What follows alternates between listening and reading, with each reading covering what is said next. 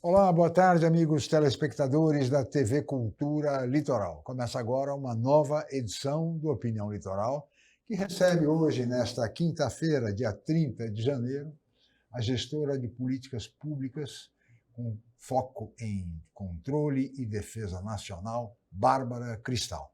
Boa tarde, Bárbara, muito obrigado pela sua presença. Boa tarde a todos, espero que seja um sucesso aqui no nosso dia de hoje. Sem dúvida nenhuma. Temos também a participação do nosso comentarista, o advogado Roberto Mohamed Amin Júnior. Boa tarde, Roberto. Prazer em recebê-lo. Muito bem, eu queria chamar agora a atenção dos senhores para o primeiro VT do programa de hoje, que trata exatamente da eleição para o Congresso Nacional, a mesa do Congresso Nacional, que vai acontecer no próximo sábado, para o Senado da República e para a Câmara dos Deputados. Vamos ver, por favor. A sessão para a escolha do novo presidente do Senado está marcada para começar às 10 horas da manhã do sábado. Para o lugar de Rodrigo Pacheco, o senador Davi Alcolumbre, do União Brasil do Amapá, é o favorito. Ele já foi presidente da casa entre 2019 e 2021 e tem o apoio da maioria dos partidos. Até agora, os outros candidatos são o cearense Eduardo Girão, do Novo, o capixaba Marcos Duval, do Podemos, e o astronauta Marcos Pontes, do PL de São Paulo, que não aceitou o acordo do partido com Davi Alcolumbre e deve disputar o cargo como independente. Há ainda a possibilidade de uma candidata da bancada feminina, e a mais cotada é Soraya Tronic, do Podemos, de Mato Grosso do Sul. O presidente é eleito por maioria simples, 41 votos dos 81 senadores. Se ninguém alcançar, os dois mais votados disputam um segundo turno. Na Câmara, a sessão para a escolha do novo presidente começa às 4 da tarde, também no sábado. Com o apoio de Arthur Lira, atual ocupante do cargo, o deputado paraibano Hugo Mota, do Podemos, não deve ter problemas para se eleger. Até agora, o único concorrente é o pastor Henrique Vieira, do PSOL do Rio de Janeiro. A eleição também é por maioria simples. Vence quem alcançar 257 votos dos 513 deputados. Também há possibilidade de segundo turno entre os mais votados. Parece que essa eleição há um favoritismo claro do deputado Hugo Mota para presidir a Câmara Federal e também de Davi Alcolumbre, o ex-presidente do Senado, voltando a comandar o Senado da República. E mais, parece que Rodrigo Pacheco, atual presidente do Senado, e também Arthur Lira, o atual presidente da Câmara dos Deputados, serão aproveitados pelo presidente Lula como futuros ministros. Tema, olha, na política, a política está fervendo, viu, Bárbara, Roberto? Fiquem à vontade. O grande problema, Chico, é que houve até uma impropriedade na matéria, porque o Hugo Mota é do Republicanos, e ele é da ala chamada pragmática do Republicanos. O Republicanos é um partido que tem uma divisão interna, uma ala liderada pelo Marcelo Crivella, que é dos religiosos, porque é o partido do bispo Edir Macedo, da Igreja Universal, e a outra ala, que é liderada pelo Marcos Pereira, que é um bispo licenciado da Igreja Universal, mas que é a linha pragmática. Sim. E que levou muita gente que não é da igreja para as fileiras do partido. O Hugo Mota é um político novo, ele tem um perfil muito parecido até com o Silvinho, que é o ministro de Portos e Aeroportos, na vaga dos republicanos, que vai ganhar mais uma vaga no ministério, não se sabe ainda exatamente qual. Então lá está absolutamente tranquilo, mas é complicado quando o partido do presidente é um partido dividido, que é exatamente o caso do PP. Ciro Nogueira, senador do PP e presidente do partido, já disse que o partido, mesmo que o Lira vá para o Ministério, está cotado para o Ministério da Agricultura, porque o Lira gosta de verba, né? Se não tiver verba, ele não quer. O Ciro Nogueira falou que não adianta nada levar o Lira para o Ministério da Agricultura, porque o PP vai continuar na oposição. Então, eu também não estou entendendo esse xadrez, é um xadrez pessoal. O Alcolumbre não enfrenta dificuldade nenhuma com esses candidatos que estão lhe fazendo frente. Mas ele também é um cara que, no início do governo Bolsonaro, deu até um certo trabalho para o Bolsonaro, né? Ele, de vez em quando, tem um viés meio independente. Rompante de independência. E a gente está aqui do lado de uma pessoa que conhece bem uma questão política que aponta muito para o futuro, para 2026, que a Bárbara trabalha no Paraná. É verdade. Onde está sentado na cadeira de governador o cara que é cotado menos pelo Bolsonaro, porque para ele só existe a família dele, ou é a mulher dele ou o filho dele que vai ser candidato a presidente da República. Mas todo mundo fala no nome do Ratinho Júnior sempre em relação ao candidato da direita. Bárbara, você acha mesmo que um governador, seja o Ratinho ou o Caiado, conseguem fazer um caminho de nacionalizar a sua imagem, que hoje é mais regionalizada?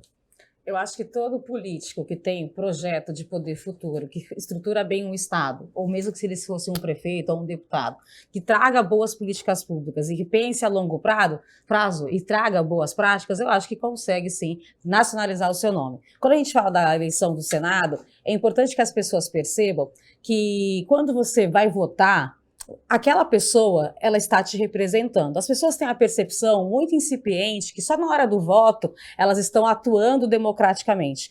Não, agora é um momento muito interessante, né? A gente tem visto aí nos últimos anos vários movimentos na Paulista, vários movimentos em Brasília, no Brasil inteiro, sobre determinadas pautas. E talvez as pessoas que estão ali concorrendo à presidência do Senado deixam claramente que algumas pautas serão colocadas e outras não.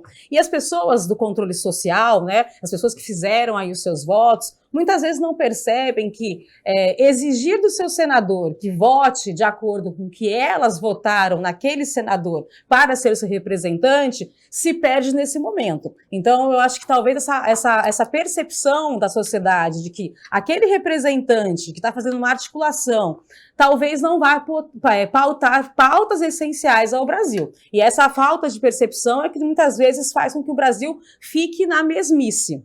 E depois, futuramente, é importante que as pessoas entendam. Uma vez que claramente o seu presidente de Câmara diz que não vai, presidente de Senado, diz que não vai pautar alguns temas essenciais para o Brasil. Por exemplo, segunda instância, por exemplo, a anistia do pessoal do 8 de janeiro, várias possibilidades, tá? Então, assim, cada um ali tem os seus temas claros que vão pautar e que não vão pautar. Será que esses, de fato, são representantes da sociedade em relação aos movimentos de rua? Muitas vezes pode dar a percepção que sim, mas se você olhar propostas por propostas, muitas vezes não. Então, a sociedade, muitas vezes, não tem essa relação tão próxima com os senadores, mas, nesse momento, ele é essencial. Presidente de Câmara e presidente de Senado é muito importante. E com relação ao governador Ratinho Júnior? Ele faz uma boa administração no Paraná? Teria chance se fosse disputar a eleição em 2026? Eu tenho certeza que a parte que eu vou falar é a parte de compliance, tá? Paraná hoje foi considerado nos últimos anos o melhor compliance em relação à controladoria. Tem várias premiações nessa linha. Então, assim, quando você investe em integridade, quando você investe em capacitação, quando você investe em inteligência artificial, os tribunais hoje do Paraná, eles têm um avanço enorme em tecnologia, em atender o judicionado. Então, assim, você tem uma estrutura de fazer acontecer resultados. Então, assim, eu acredito muito em que quando você está focado em trazer resultados, boas práticas e investe em integridade, o seu nome tem uma questão chamada risco reputacional positivo. Então, assim, tecnicamente, né, eu acho que toda pessoa que investe em temas essenciais para o Brasil tem possibilidade de ter boas práticas futuras em mais diferentes cargos. Tá certo, Bárbara, tem uma coisa, eu não sei se você deve ter acompanhado bastante a eleição de São Paulo, mas é muito curioso, né, a candidatura do astronauta. Eu já cansei de dizer aqui, um cara que foi o pior ministro de Ciência e Tecnologia da história desse país, porque tiraram toda a verba dele, ele não reclamou. Esse tempo todo ele não fez um discurso no Senado e agora se candidata à presidência do Senado. E aí me chama a atenção a representação do Senado e a hora urgente, já passou da hora, de mudar as regras da eleição para o Senado, que representa a União, representa a federação. Vamos ver a representação de São Paulo. Um senador suplente, que não recebeu um voto na vida dele, acusado de um monte de irregularidades. Uma senadora que foi eleita e todo mundo falando que ela ia lutar pela inclusão dos deficientes e tal, sumiu, desapareceu. E o astronauta que vive no espaço. Quer dizer, o estado mais importante da União não tem um senador que o represente no Senado. Mas a gente vê que a região sul tem atuado meio que em bloco no Senado Federal. Os 9 senadores da região sul trabalham muito coordenados. Por que o sul tem essa característica? E olha que a gente sabe da animosidade entre catarinenses, paranaenses e gaúchos. Mas que chega na hora H, eles se unem. É uma característica da política, porque você falou do Paraná ser exemplo. Na verdade, Curitiba é considerada uma cidade exemplo, e inclusive é local de teste de inúmeros produtos novos. Eu sei porque eu vou muito a Curitiba a trabalho, e é uma cidade que é um exemplo em termos de... planejada. Teve um prefeito como o Jamie Lerner, que olhava o futuro, mas não é só ele. Essa característica do Paraná é que facilita essa junção com 2 estados tão diferentes dele, mas que estão na mesma região e que têm um interesse conjunto, sem dúvida nenhuma.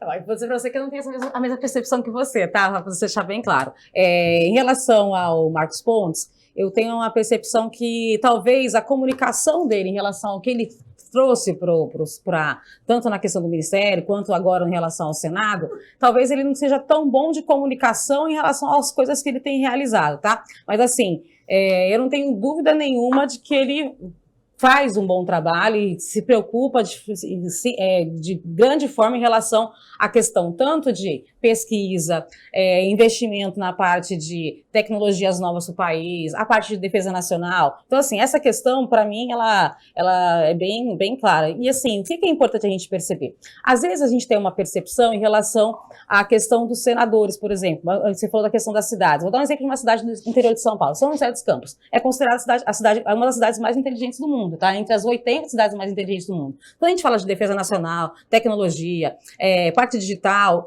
hoje São José dos Campos ela é referência no mundo inteiro. Então, assim, a gente tem hoje, por exemplo, a polícia em São José dos Campos, você tem aquele óculos que você consegue ver a ficha corrida de cada pessoa quando ela vê sua facial. Então, assim, a gente tem evoluções nos mais diferentes estados do Brasil. É que tem potencialidades. Quando a gente fala de São Paulo, por exemplo, São Paulo foi eleita a melhor auditoria do Brasil durante anos. Entendeu? Então, assim, eu gosto muito de questão de boas práticas. Quando a gente fala de gestão pública, a gente tem que olhar assim, onde a gente tem sementes de boas práticas, onde a gente tem ações que estão implementadas e concretizadas. Então, a gente tem essas melhorias. Eu acho que São Paulo, ele tem uma questão de que atender a todas as demandas é muito difícil. Essa que é uma realidade, né? Talvez a sociedade de São Paulo tenha demandas muito pulverizadas e um senador tem mais dificuldade de, às vezes, atender de forma geral. Mas eu tenho uma percepção que são construções diferentes. Bárbara, eu vou pedir sua licença. Roberto, claro. Nós vamos para um rápido intervalo, mas voltaremos em seguida com a opinião.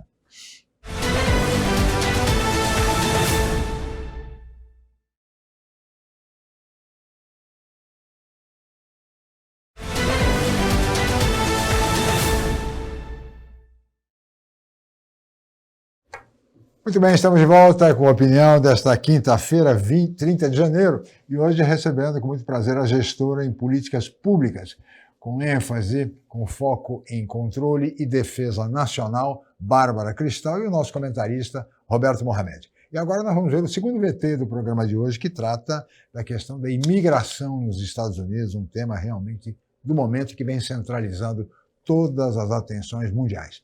Vamos ver, por favor.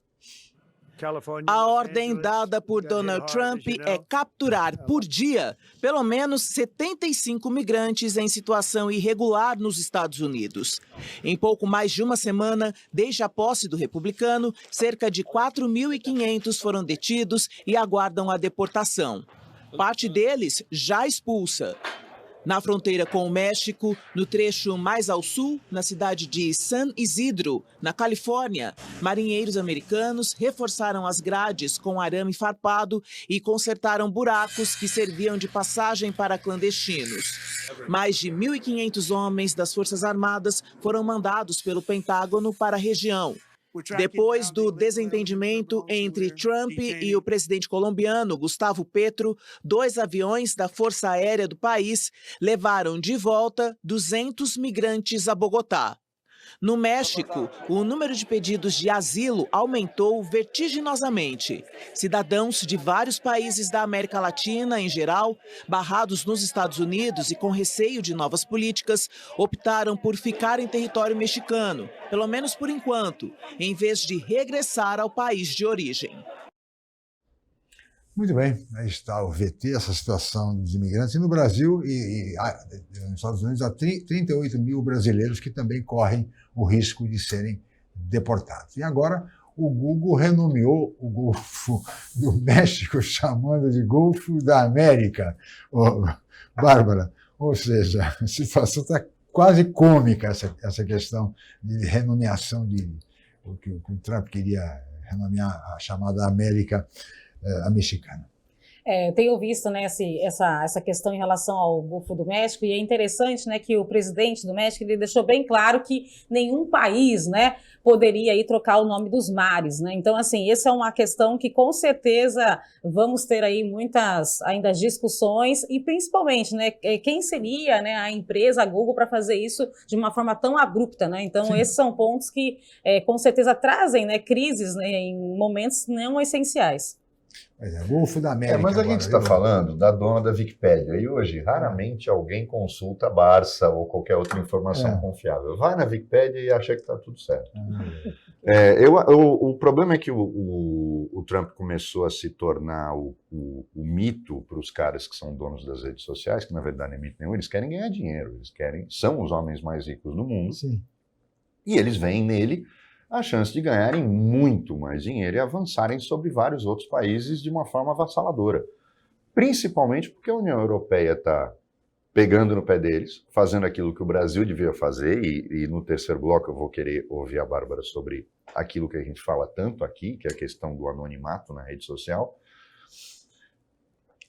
Mas esta questão da imigração me chama a atenção pelo seguinte: se o Trump cumprir o que ele está ameaçando, e a gente, no programa de ontem, nós discutimos que a própria secretária, quando sim, diz quem está aqui legalmente é um criminoso, ela esquece a legislação federal americana.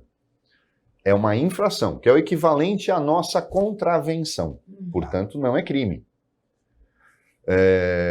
E o fato de eles podem até sair algemados do país, mas eles não podem chegar no solo brasileiro ou no espaço aéreo brasileiro e continuar algemados. Claro. Porque no Brasil eles não cometeram crime nenhum. É lógico. Mas eu também disse aqui que não tinha essa gritaria toda, e o Biden também mandou um monte de gente para cá em avião militar americano, sem ar-condicionado e tomando paulada. O americano é assim. Mas o que me chama a atenção, Bárbara, é que a gente não vê uma onda dele contra os australianos ilegais, os ingleses ilegais, os alemães ilegais, os franceses ilegais. São só latino-americanos e asiáticos. E a primeira leva é toda ela latino-americana. Como se a criminalidade nos Estados Unidos, os crimes, fossem cometidos só por cubanos, brasileiros, colombianos. Essa visão não está encobrindo alguma outra coisa ou algum outro projeto dentro do governo Trump, que é especialista em fazer as pessoas olharem para um lado quando eles estão indo, na verdade, para outro?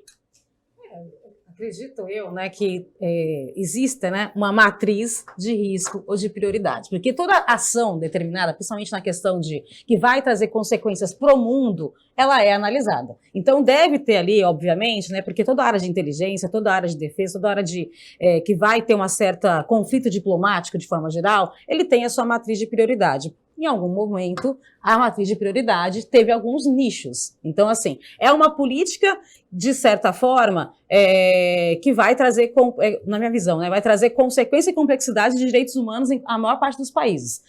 Ao mesmo tempo, o Trump sempre deixou claro que essa era uma pauta dele de governo.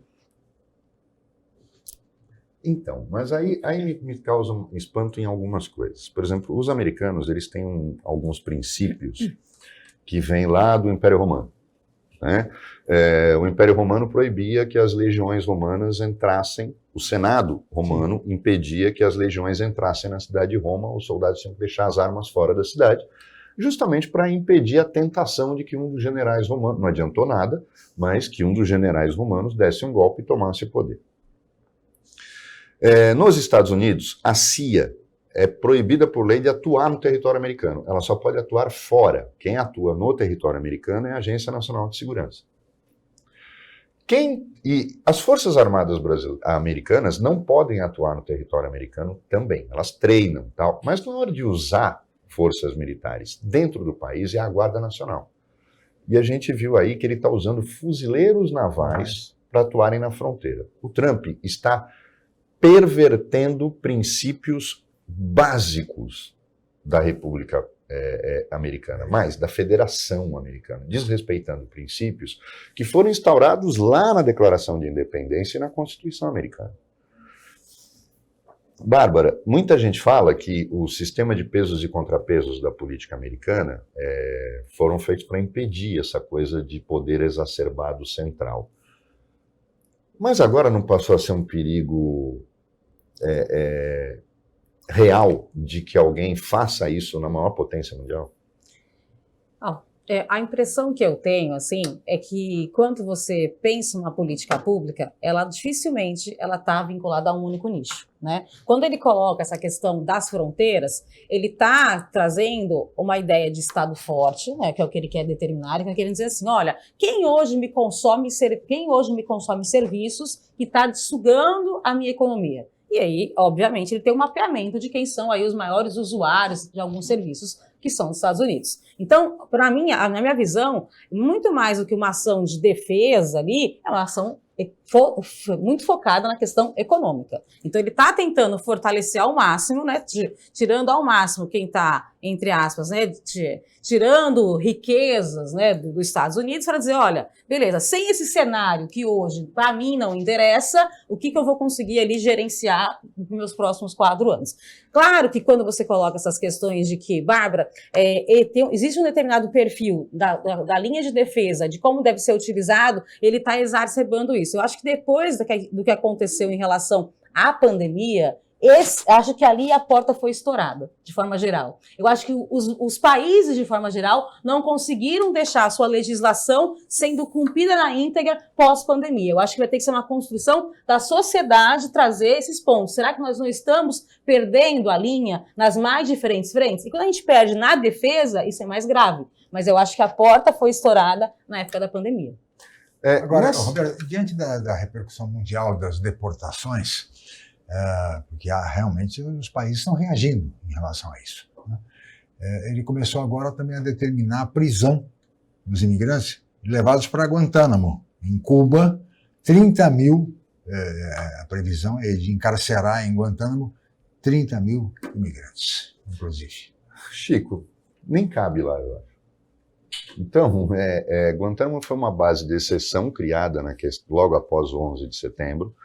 É um enclave americano no território cubano e não cabe 30 mil prisioneiros ali, né? Não é um território dentro de Cuba, é uma base militar. Então isso eu já acho que é bravata. E o Trump, ele é bravateiro. É característica dele, como um homem de negócio ele sempre foi assim, né? É aquele cara que faz negócio, não tem um centavo na conta dele, mas ele compra um hotel novo, ele compra um cassino novo e diz pro cara, pode ficar tranquilo que eu vou te pagar. E você acredita que vai receber.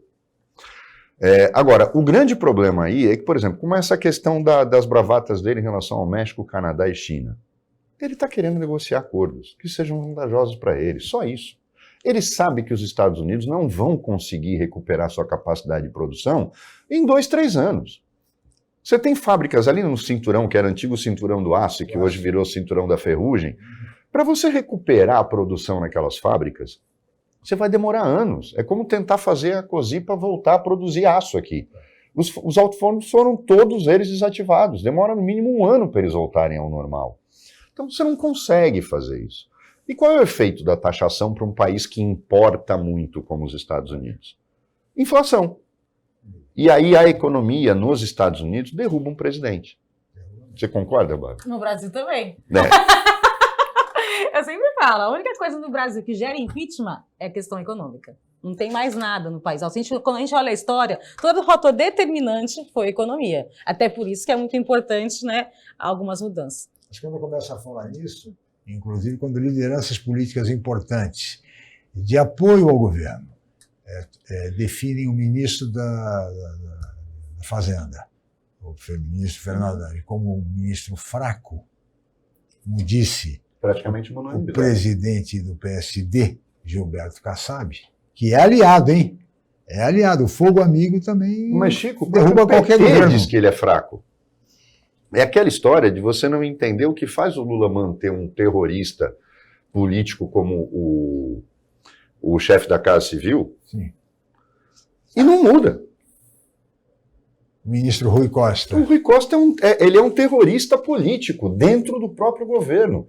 Ele deliberadamente queima o Haddad, queima todo mundo que ele não quer, que ele não gosta. Ele humilhou o Geraldo Alckmin nesse afastamento do Lula, Sim. que constitucionalmente o Geraldo tinha que ter assumido a presidência. Claro. Então, a gente vê claramente que tem algumas opções que o Lula toma e que deixam o governo dele imóvel, totalmente paralisado. E eu acho que a Bárbara tem razão. A economia, ela é determinante, mas no Brasil é uma parte da economia. Porque a gente não está tão mal, Bárbara, em números. O problema é o seguinte, o problema do Brasil chama-se supermercado. Quando você vai lá comprar arroz, feijão e carne, é aí que você derruba um governo. E é isso que está acontecendo. Um ponto que é muito importante é assim, as pessoas, né, quem normalmente está no nível federal, você tem um salário bom, você tem uma estrutura de vida boa, e você tem uma visão, né, de sociedade que às vezes não é... você tem a impressão de que, olha, eu estou lançando tantos programas, fazendo tantas ações, e quando você recebe o feedback da avaliação da sua gestão, você fala assim, por que tá? Será que eu não estou me comunicando bem? Vou mudar o ministro. A culpa da comunicação. Será que eu não estou... Não é uma realidade, a realidade é o que você colocou. As pessoas, elas são capazes de monitorar o que é a nível local. Então, alimentação, se meu filho está na escola, se o professor está na escola, o que eu estou comendo meu filho, se eu consigo comprar, eu comprava 2 sacos de arroz, eu só compro 1. Então, o que as pessoas conseguem monitorar, eu fui no hospital, tinha médico ou não tinha médico, a gente fala que é a avaliação das políticas públicas. O Brasil hoje, eu gosto de falar isso, vou falar aqui. Não existe nenhum município no Brasil, não existe nenhum estado no Brasil e nem no governo federal um aplicativo ou um software ou um sistema ou a própria página de um portal que você possa avaliar as políticas públicas. Todo mundo quer que você acorde 3 horas da manhã, 5 horas da manhã e vá avaliar o orçamento público para dizer se tem fraude, se não tem fraude, se foi empenhado, mas ninguém fala assim, simplesmente... Tem professor na escola? Sim. Ele está presente todos os dias? Sim. A alimentação do meu filho está regular? É nutritiva? Sim. Eu fui no hospital, tinha médico, tinha remédio? Coisas básicas. Se você tiver a avaliação da política pública, você vai saber se você faz um bom serviço ou não. Então, assim, o que acontece no Brasil é hoje, você não está focado em fazer uma avaliação real da gestão, e sim aí sim, bravatas. Bárbara, peço licença, vamos para o intervalo, voltamos já.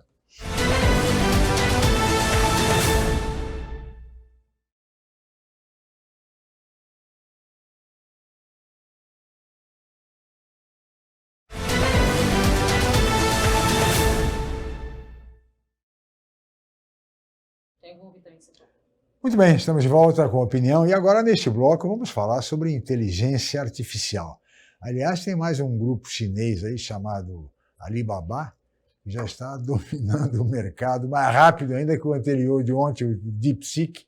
Ou seja, essa questão está centralizando todas as atenções, Roberto, e a Bárbara, que também é uma especialista nessa questão. Eu que até queria ouvir, porque, Bárbara, a gente fala muito aqui. A Constituição fala, porque sempre que você vai discutir regulação de rede social e de internet, você cai na discussão da liberdade de expressão. E eu sempre digo aqui que estão focando no lugar errado. Não é o conteúdo o problema, é a responsabilização. Porque eu posso falar o que eu quiser, mas eu vou responder por isso. E eu não preciso criar crimes cibernéticos novos. Eu já tenho o paralelo com todos os crimes comuns que já estão previstos no Código Penal. Existe e ninguém está focando nisso. O problema é que a Constituição diz a garantia da liberdade de expressão sendo vedado o anonimato. Quando ela diz isso, ela é clara. Você pode falar o que você quiser, a bobagem que você quiser. Você pode ofender quem você quiser. Você vai responder por isso. Você não pode se esconder atrás de um perfil falso. Nós sempre falamos aqui que da mesma forma como a gente tem o CPF, que agora vai ser usado como RG, como uma carteira de identidade nacional, porque é um absurdo um país como o nosso. Nem os Estados Unidos, que são uma federação pura, tem números regionais de identidade. É o Seguro Social, que é um número nacional. O Brasil sempre conviveu com este absurdo dos institutos estaduais de identificação. A nova carteira de identidade já nasceu uma droga, porque ela é horrorosa, mas ela precisava sair. A questão é a seguinte, da mesma forma que cada cidadão tem um CPF, por que cada cidadão não tem um e-mail? Uhum. E nós temos tecnologia para isso. Então, para que você entrasse aquele e-mail nacional, com portabilidade para qualquer operadora, seria a sua identificação digital para poder ter um perfil no Instagram. Uhum. Ah, mas eu tenho uma empresa, tal. Tu não tem problema. Você vai criar uma MEI, uma empresa lá com CNPJ, vai ter um e-mail, e esse e-mail vai poder ter os e-mails internos de comunicação das empresas, tal. A tecnologia está aí, está disponível. Isso não seria o primeiro ponto e não deveria ser esse o foco da discussão, é ficar discutindo conteúdo. O problema não adianta eu discutir conteúdo se o cara tem 1000 perfis e faz ataques e destrói a reputação de alguém ou constrói mentiras como o Nicolas. O caso do Nicolas eu acho que é o maior exemplo do que a gente vai falar agora. Uhum. Porque ele botou a cara. Ele vai responder pelas bobagens que ele falou. Uhum.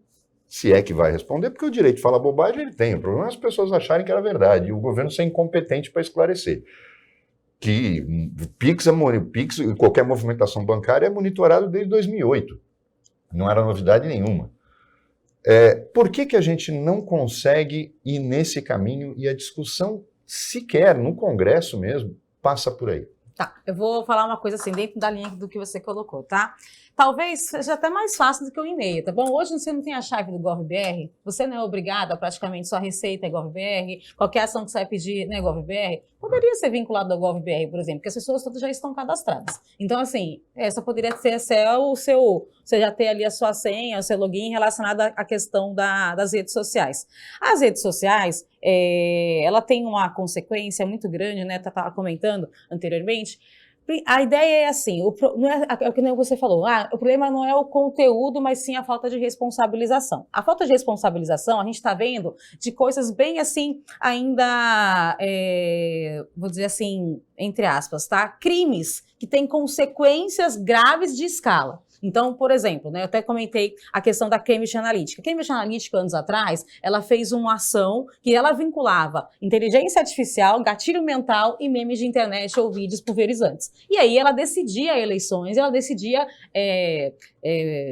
me chama aquele negócio? Referendos em diversas partes do mundo. Por você ter essa manipulação em escala, e de fato isso muda o comportamento humano, porque uma pessoa, muitas vezes, ela, dependendo do gatilho mental e psicológico que ela está recebendo, ela pode ter sim uma não ação. Não quer dizer que ela vai mudar completamente de ação, mas ela pode deixar de fazer uma ação porque a informação que ela trouxe, ela mais facilmente recebeu porque ela estava numa forma de piada, ela estava numa forma de vídeo, uma forma de dancinha. Isso daí trouxe consequências graves para o mundo inteiro. E a Cambridge Analytica foi punida como empresa e ela foi dilacerada. Só que a ação, né, o movimento, a forma de fazer essa irregularidade, ela não se perdeu. Ela só se transformou de diferentes formas e aí sim, a responsabilização, ela deixa de ser um CNPJ para ser uma ação de CPF. Isso eu acho que ela é muito importante. Hoje no Brasil, a gente tem empresas de turismo, por exemplo, que são empresas que muitas vezes vão fazer tráfico de pessoas. Você tem ações, por exemplo, de moda infantil, que é uma questão de pedofilia infantil. Então, assim, não é só do crime que a gente normalmente está combatendo, mas existem crimes que têm profundidades muito grandes e enraizadas nas redes sociais que ainda não estão sendo combatidos ao nível que a gente esperava. Então, esse é um ponto importante, entender que a responsabilização ela é muito necessária e separar o que é regulamentação de inteligência artificial, o que é regulamentação de liberdade de redes e o que é a regulamentação da ANPD, que é a Agência Nacional de Proteção de Dados. Porque isso também é uma questão interessante. Quando você vai olhar os dados, né, os dados que são fornecidos, as pessoas não têm essa percepção. Você fala assim, olha, que batatinha que eu sou, qual que é a frase que combina comigo, qual que é a música que combina comigo. Você está ali disponibilizando dados extremamente sensíveis seus. E como é que isso é utilizado? Então é bastante complexo, porque não é uma legislação, são várias ao mesmo tempo em relação às redes. E claro, você ter ali, o que você falou, eu concordo com você, você ter ali a sua referência, né, vinculada ao seu CPF, por exemplo, vinculada a algum registro seu, para que você atue naquela rede, ela é muito importante. Então todas as contas que você inventar estão vinculadas à sua internet. É o que nem o cliente tem no celular, você tem lá o seu IP, o seu software, todo mundo consegue achar alguém, entendeu? Não é que você não consegue achar, você consegue. É que tem forma de ser encontrado aquele computador, aquele celular. Muito bem. Agora, falando na esteira dessa discussão, Bárbara, e essa novidade, essa questão da fotografia da íris por R$700? Tem fila em São Paulo, tem fila em tudo que é lugar, só para o cidadão receber. A situação é tão difícil, econômica, que o cara por R$700 deixa fotografar a sua íris. Essa é a questão. Então, isso pode ter consequências gravíssimas, né? Em várias partes do mundo, essa empresa já foi proibida de atuar. E aqui no Brasil, ela teve uma ação recente que ela era proibida de ser comercializada, né? Se repagar, né? Continua funcionando. Mas foi bem recente. Então, assim, com certeza vai ter consequências, igual teve em outros países. A única pena, na minha visão, eu gosto muito do modelo preditivo e do modelo preventivo. Se você já viu o que aconteceu em países, né, próximos, é óbvio que vai acontecer no nosso país. Então, antes de você deixar acontecer, você já tem que tentar coibir. É a impressão que eu tenho. Eu gosto muito de agir no preventivo. O Brasil ainda perde muito dessa ação preventiva. Então, esse é um ponto importante. O segundo ponto importante é, a empresa não deixa tão claramente como é que ela utilizaria a íris. A íris, ela é a identidade mais pura que nós temos, mais do que a digital. E importante, a íris também traz informações do nosso estado de saúde. Então, assim, você consegue mapear pessoas, genótipos, fenótipos, inclusive doenças. Então, assim, são dados extremamente sensíveis. E que vão estar na mão de uma empresa privada que vai poder fazer tudo isso e ninguém sabe realmente onde ela está localizada. Tem esse detalhe, ninguém consegue. Aí, a Bárbara falou agora do IP. A gente tem que lembrar que bandido brasileiro é pé de chinelo para tudo. Mas, por isso que a polícia chega fácil no IP. Mas, na verdade, a gente sabe que os grandes golpes financeiros são feitos com IPs que estão na Rússia, estão na China, na China não. Mas a grande maioria na Rússia, porque ela é terra de ninguém, que diz respeito à questão digital, ou em países que eram da antiga cortina de ferro, Hungria, a antiga Tchecoslováquia, Romênia e tal. Então fica difícil rastrear, porque eles fazem ping, as pessoas não têm ideia de quão rápida é a internet, em que você consegue sediar um IP lá fora, mascarando, e ele vem pingando e você não sabe de onde está vindo. O grande problema, Bárbara, que eu vejo, o Brasil não consegue sequer ter um serviço decente de identificação digital, que é a forma mais básica de uma política de segurança investigativa. O Estado de São Paulo, por exemplo, tem 1 ou 2 máquinas desse tipo funcionando. O DNA, então, nem se fala. Do jeito que eles demoram para dar o resultado, você cometeu um crime agora, você vai ter um julgamento, você demora 2 meses para vir o resultado do Instituto de Criminalística, porque nenhum governo investe nisso, na investigação. Não é esse modelo que a gente tem que mudar, o modelo de segurança? Porque, por exemplo, eu vou dar um exemplo, você falou do Paraná. Uma grande rede de postos de combustível ligada a organizações criminosas no Paraná, e que também existe em São Paulo, lá o Ratinho Júnior conseguiu, a polícia do Paraná conseguiu identificar, fazer a relação, que era lavagem de dinheiro, e ir para cima deles.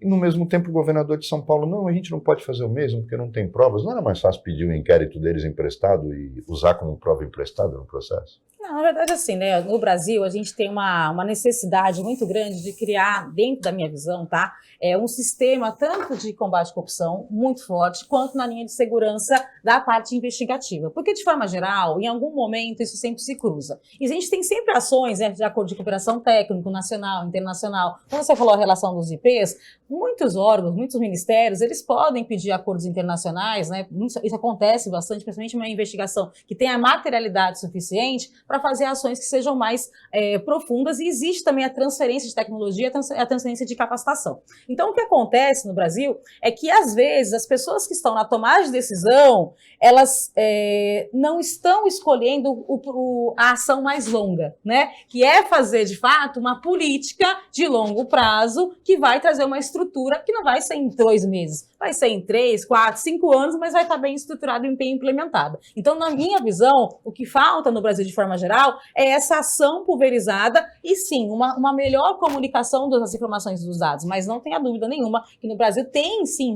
grandes softwares, grandes sistemas, tem acordos de cooperação que dão muito certo, mas também tem uma questão de vaidade e ego, né? Então, assim, a gente tem que fazer o quê? Né? Deixar o mais aberto possível, que as instituições sejam parceiras, que as instituições queiram, de fato, um resultado, né, em comum. Esse é um ponto importante. Bárbara, vou pedir sua licença, nós vamos para mais um rápido intervalo, mas voltaremos em seguida para o último bloco do Opinião de hoje. Voltamos já.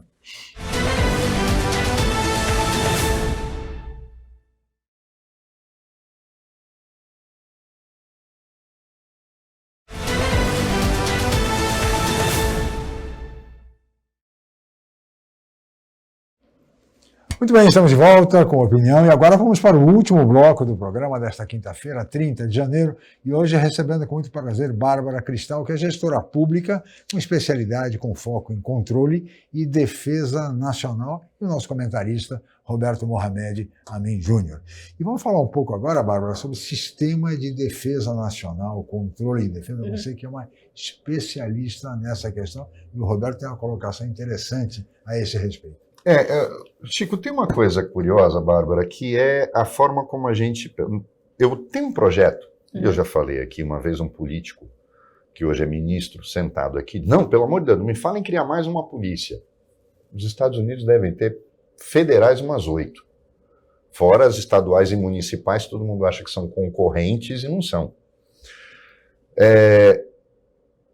Há um projeto engavetado de transformar a guarda portuária, que é uma guarda controlada pela autoridade portuária, que na verdade devia ser uma polícia portuária federal. Como nós temos, e pouca gente sabe, polícia florestal federal, polícia ferroviária federal, e elas funcionam. Os americanos não estão preocupados com as polícias. O DEA é uma polícia, o FBI, o controle de fronteiras e de imigração, eles têm poder de polícia e atuam conjuntamente sem problema nenhum.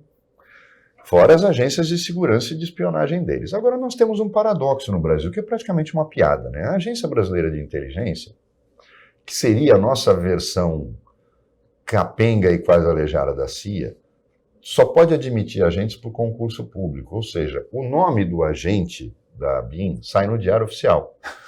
E ele faz prova de português e matemática, porque ela é proibida de contratar no mercado. Contratar, por exemplo, e buscar um cara bom na Polícia Federal, um cara bom no Exército, um cara bom na Marinha, um cara bom numa PM estadual, para montar o seu time, treinar esse time. E ninguém saber que o cara está lá, que isso é o principal. Ninguém tem acesso à lista de agentes da CIA, sabe apenas quem é que manda. Isso é uma coisa que é quase uma piada. O nome dos agentes é publicado no Diário Oficial, inclusive o seu salário. O Brasil tem uma... Tudo bem, o argumento aí o Lira ia querer colocar a mulher dele na ABIN, o Rodrigo Pacheco, o Kassab ia colocar uns 5 afiliados dele para ser agente da ABIN. A gente não tem respeito pelo sistema de Estado. E enquanto a gente não tiver um aparato de segurança que seja movido pela competência e pelo respeito à sua necessidade de ação, você acha que a gente chega em algum lugar? A impressão que eu tenho é que assim, a gente tem que empoderar as instituições, de forma geral, né? Isso é muito importante. No Brasil, as pessoas têm muito essa questão de desacreditar a política de forma geral, que eu sou extremamente assim, contrária. Eu acho que existe o político profissional, eu acho que existe políticos temporários que fazem bons legados, e eu acho que tem pessoas corruptas e tem pessoas... que não trazem boas ações, de forma geral, assim, de resultados, né? Então, que não seriam ali...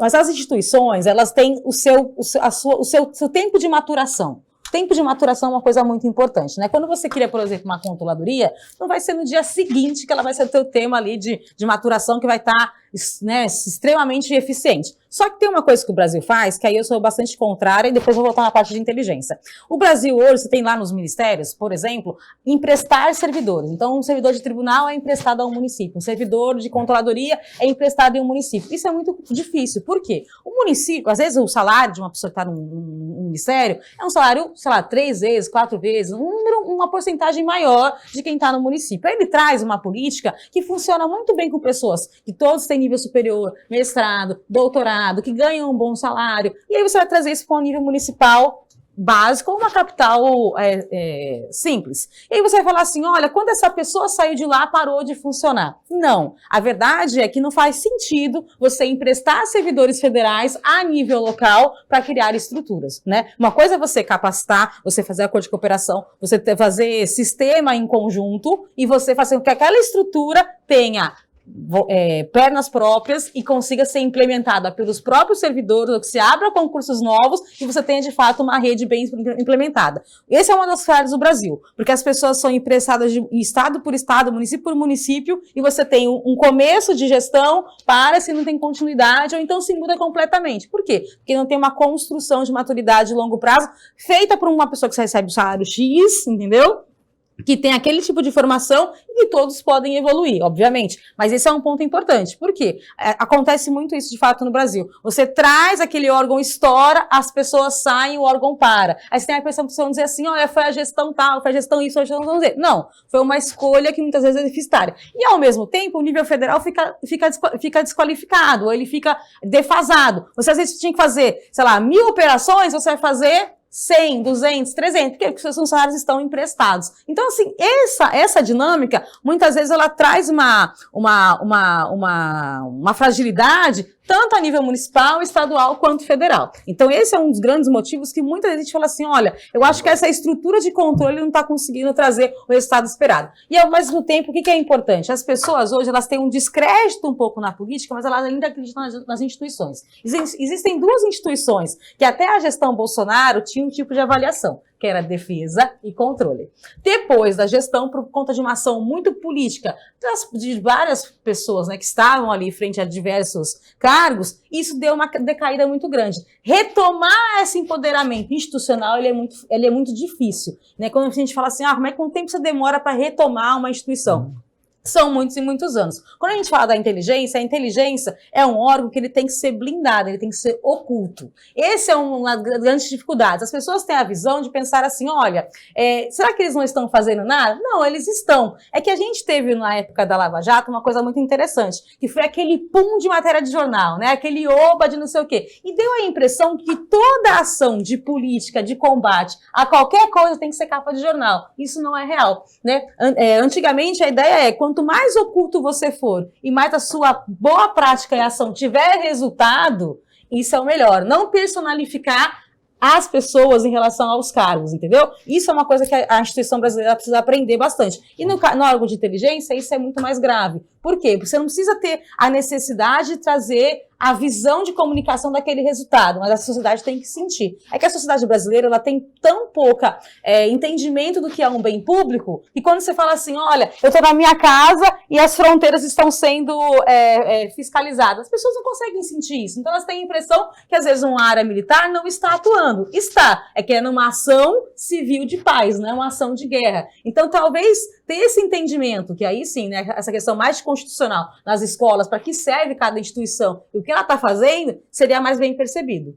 Bárbara, falando em inteligência, segurança, defesa nacional, e apesar dos problemas que você colocou, sobretudo de pessoal, o fato é que o contrabando de armas e o tráfico de drogas são os chamados inimigos modernos da pátria, segundo diversos cientistas políticos. Como fazer um combate eficaz, eficiente para esse gravíssimo problema do contrabando de armas e do tráfico de drogas? Tá. O tráfico de drogas hoje, assim, no Brasil, qual que é o maior crime? Roubo de carga. Porque o traficante, ele quer que tenha paz no morro. Porque se não tiver paz no morro, a pessoa não tem que comprar droga. Entende? Então, na verdade, o que acontece muitas vezes é você, entre aspas, né, você vê números grandes ali de relação a você ter dados importantes, mas que muitas vezes, eu vou dizer assim, qual é a minha percepção, tá? Quando a gente pensa Rio de Janeiro, quando a gente pensa São Paulo, será que os dados, então a gente fala assim, olha, na minha rua não passa rota, né? Na minha rua não passa carro. As pessoas não têm percepção de quando elas deixam de fazer um BO, quando elas deixam de comunicar à polícia, aquele dado não vai para o governo do estado. Se aquele dado não vai para o governo do estado, aquela viatura que teria que ser comprada não será comprada. Porque o que falta no Brasil, de fato, são dados para poder ter um empoderamento para tomar de ação. Esse é um ponto importante. Quando a gente fala de armamento, a gente fala de drogas, é muito mais complicado porque a gente vai agir ali não só com a questão das fronteiras da Polícia Federal, mas principalmente com as ações hoje da Marinha, do Exército e da Aeronáutica. O Brasil tem que ter uma estrutura de defesa em que ele deixe facilitar, claro, precisa de orçamento, precisa de investimento, que ele permita que as Forças Armadas sejam mais atuantes nas questões que o Brasil faz em outros países, por exemplo, que estão em guerra, ou então alianças parceiras. Isso é um ponto importante. Quando a gente vai para algumas fronteiras, a gente fala assim, quem é que está nesse rito aqui? É a Polícia Federal. Ela consegue, de fato, monitorar? Não. Mas será que nós, brasileiros, porque tem uma coisa que o Brasil fala muito pouco, mas é importante falar. A gente tem uma indústria de defesa muito forte. A indústria de defesa no Brasil, ela é uma semente que ela ainda é pouco explorada, só que ela traz recurso nacional e internacional gigantesco. E lá, você tem noção, a maior parte dos militares também são pesquisadores. E esses pesquisadores, muitas vezes, eles têm que sair do Exército, da Marinha e da Aeronáutica para criar sua própria empresa, porque dentro da carreira, da força ali, você não tem orçamento de investimento na pesquisa. Esse é um ponto importante. E aí você faz o quê? Se a gente tivesse ali um orçamento mais voltado para pesquisa e capacitação em relação a produtos de defesa, a gente teria muito mais possibilidade de combater essas fronteiras, esse armamento, essas drogas. Você tem uma ideia? Um dos maiores problemas de fronteira não é a venda de drogas, é o encaminhamento de cimento.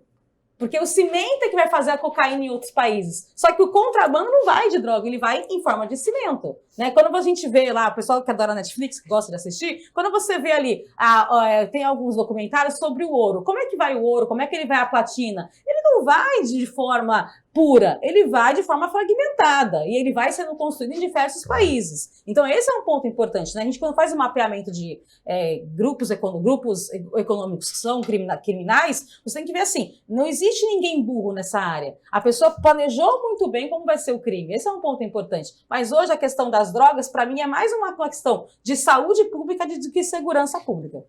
Roberto. Eu tenho... O que você falou não é só a tecnologia, nós temos um problema de mentalidade militar. Eu ouvi de um general isso, que a fronteira não é função do exército. Aí eu fiquei me perguntando, tá bom, a gente não participa de guerra externa, nós não temos inimigo. O militar brasileiro faz o quê? Pensa em dar golpe? É lógico, não fazem nada o dia inteiro. Então esse é o grande problema. Por exemplo, a Força Aérea Brasileira, o piloto não voa. Aí ele vai querer ser piloto de Boeing, porque ele não voa, e quem não voa, não treina. Não adianta ficar esse ufanismo em redes sociais e dizer, não, porque a Força Aérea é isso. O piloto que não voa não sabe voar. Não vai conseguir voar. Nós compramos o Gripen em número inferior ao que você precisa para fazer 2 esquadrões. 2. Quer dizer, é uma coisa doentia.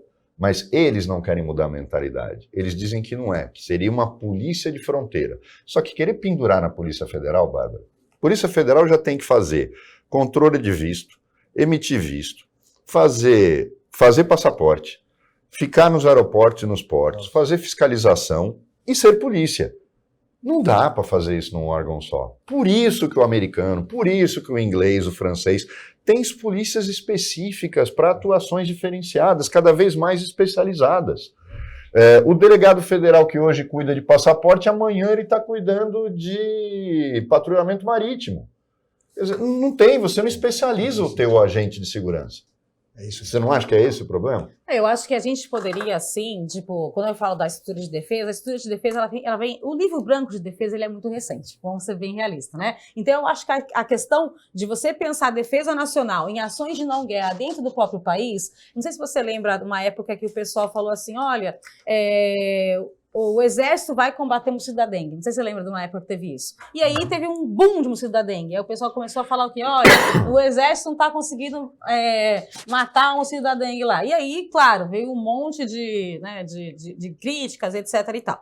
Então, assim, na verdade, o que acontece eu tenho que pensar numa estrutura de defesa em que ela seja ações de não guerra, não apenas para países que estão em ações diplomáticas, mas também internamente. E sim, né? Não acho que só a criação de uma polícia estratégica para fronteiras, que é sim uma boa ideia, mas eu acho que a gente conseguir ter orçamento e pegar um efetivo nosso que existe no Brasil para atuar constantemente. Isso é muito real, né? As pessoas, elas têm essa exigência. E é muito importante para a instituição também mostrar o seu risco reputacional das mais diferentes formas em que eles têm atuado. Existe, né, no Ministério da Defesa, uma ação que eu particularmente gosto muito, que eles vão em vários estados mostrar as mais diferentes tecnologias que eles têm criado, que eles vêm mostrar as mais diferentes ações, mas ainda é pouco, né, para as pessoas de fato perceberem no seu dia a dia. Então, óbvio, né, a gente exige orçamento, mas é importante ter resultado. Muito bem. Bárbara, nós chegamos ao final. Temos muito a conversar, mas não temos tempo para isso. Queria agradecer muito a sua participação. Muito obrigado. Obrigada a vocês. Obrigado, Roberto. E estaremos de volta amanhã em mais uma edição do Opinião. Tenham todos um ótimo dia e até lá.